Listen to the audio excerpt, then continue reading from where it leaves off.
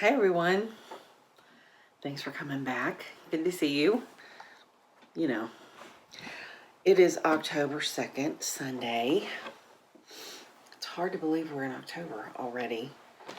This year has flown by, but in honor of October, I still have my little apple cider, spiced cider candle going. But we also have the house open. So if you see my hair just, it's because my window is open. Because it's so nice outside. We have had the most beautiful weather this last week, which is so strange because it's also been the week of Hurricane Ian. And a lot of you probably have friends, or you may be in that part of Florida that was so affected, and other states too, after Ian left Florida. But it's been interesting being on this side of it. The last major hurricane that came close was Michael, and that's been 4 years, almost 4 years. It'll be the 10th of October will be 4 years that Michael came through. And we were kind of right in the path of Michael. This year, we were perfectly safe from the hurricane, but my parents are in Lakeland, which was right in the path of it. So it's a little different being on this side of that kind of thing.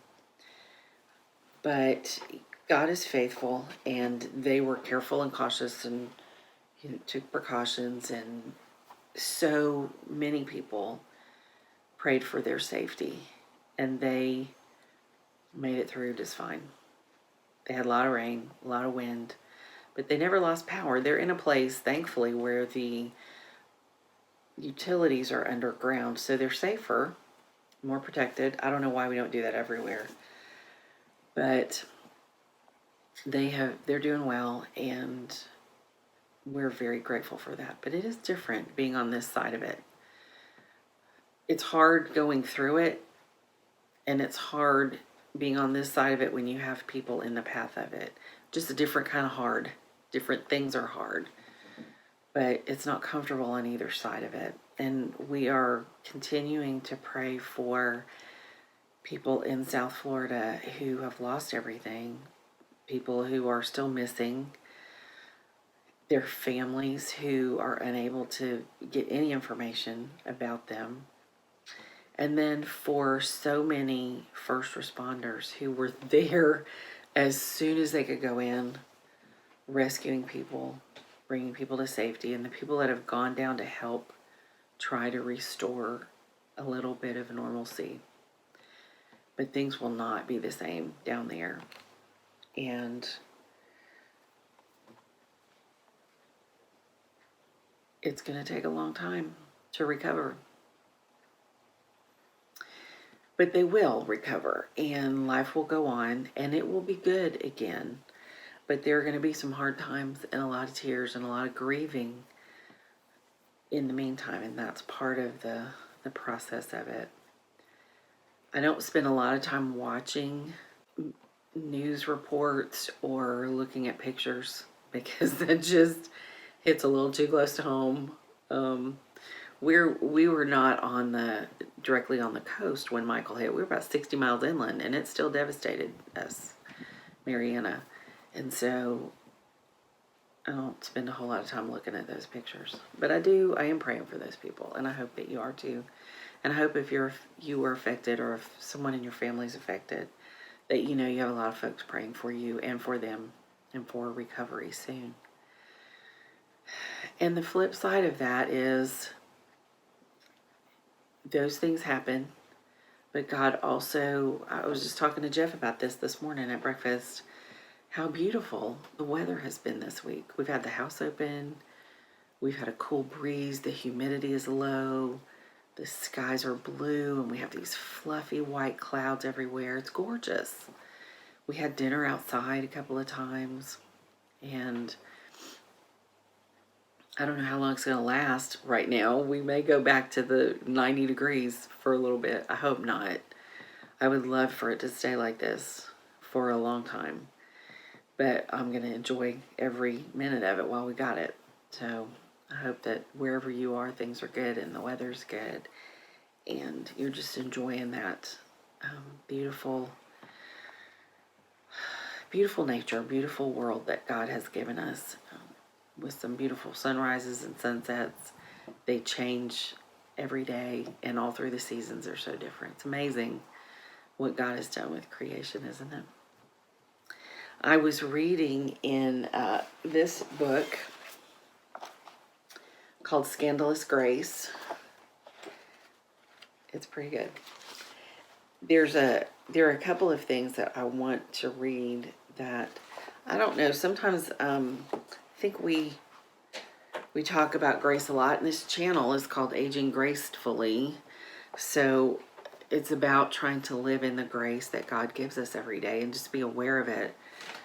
But so many times we feel like we don't deserve it. And we don't, that's the thing. But we stop there in our thoughts. I don't deserve it, period. When there's the rest of the sentence, I don't deserve it, but God gives it to us anyway.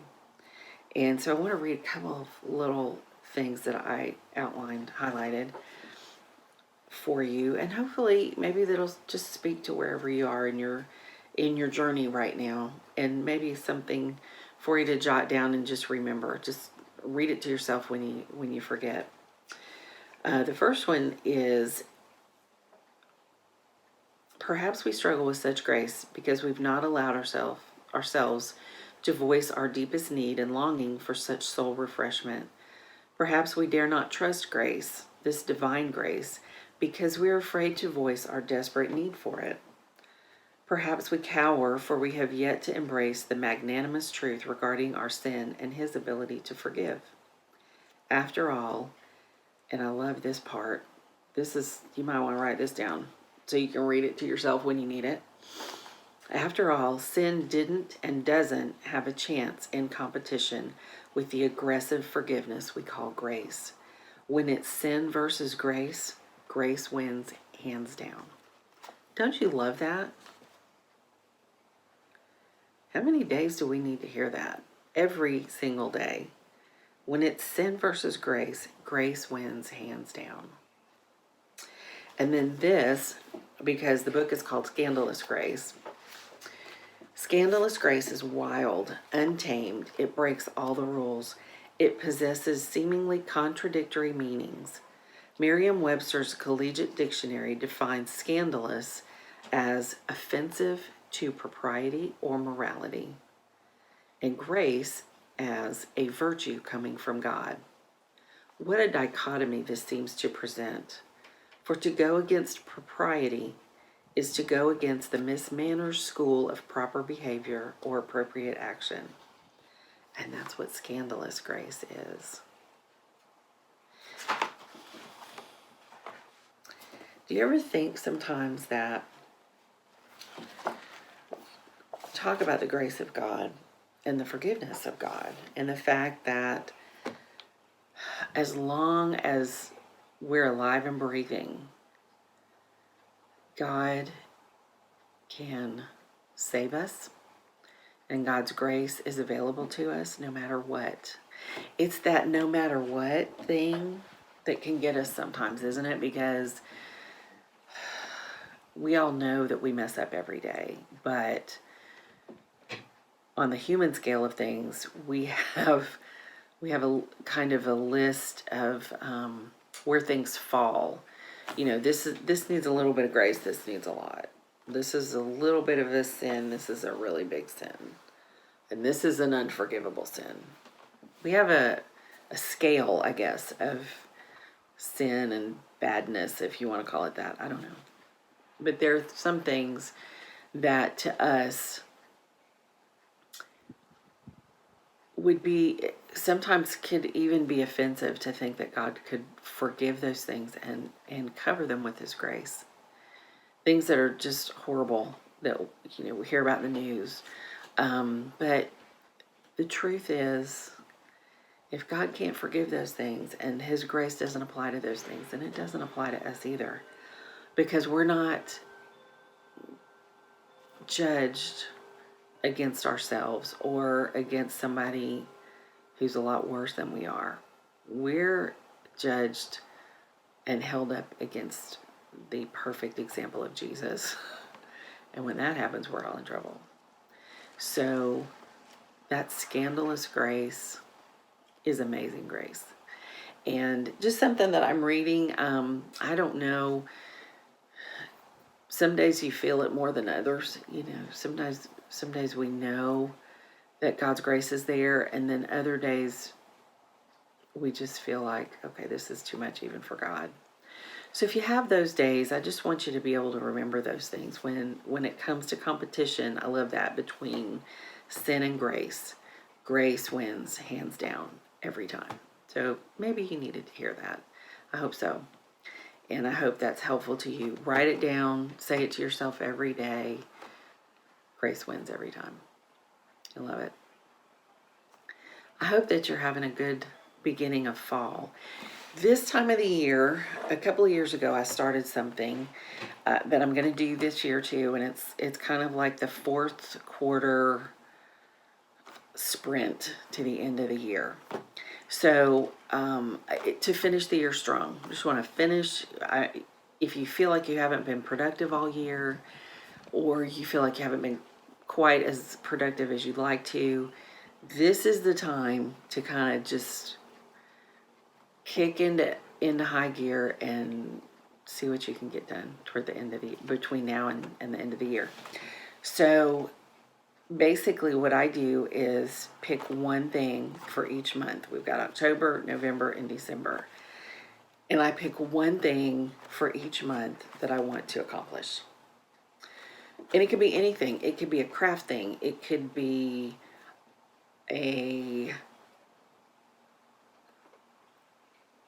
I just have gone totally blank. It could be a craft thing. It could be a book you want to read. It could be exercise you want to do. It could be a class you want to take. It could be anything. Any of those things. A new habit you want to try to establish. So you want to do it every day that month. It could be anything. But write it down. All three things. Look at it every day and figure out how to do it. Just do it. And you will feel so good by the end of the year every time you mark something off. And then you get to the end of the year and you can look back and say, okay, I might not have been great at the beginning of the year, or maybe I started off the year really strong and then I just kind of lost the momentum in the summer when it was hot and I just didn't want to do anything. It's fall now, the weather's cooler, it should be energizing, and it's not just, we've got Christmas coming up, of course, so there's a lot to do for that, but there are 3 months, 90 days, basically, that we have to do some stuff. So that's my challenge to you. Put down, just as you're going through the week this week, just kind of be thinking about something that you want to accomplish before the end of the year. One thing every month. Don't load yourself up. Make it realistic and doable, because that sets you up really well to get started next year really strong. And just kind of look around your house, look around yourself. Think about what you want to accomplish, what you might want to do, what you might want to be able to have to show for these last 3 months, and then do it. Write it down and keep track of it and do it. It might be something as simple as flossing your teeth every night, or checking your retirement account once a week to see how it's going, or just whatever. Anything. It can be anything, literally. You don't have to have anybody's approval. This is just for you, and you'd be surprised how good it makes you feel when you check those things off. You think, okay, if I can do that for 3 months, I can start January 2023 pretty strong. What do I want to do in January? Just do it 3 months at a time if you have to.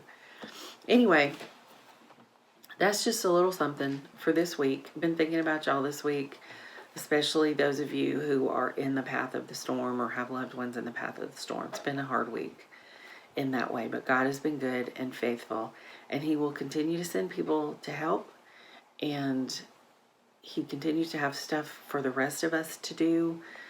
Those of us who are not down there hauling people out of houses and cleaning houses and rebuilding things. If that's not your thing, that's okay. Prayer is definitely needed for everyone, for safety, just for the ability to endure and not give up hope. So definitely continue to pray for them. And I hope that you have a week that is full of the grace of God. It's there for you every day. And I pray that this week we're just all every day aware of it in big ways. Have a great week, and I will see you next time.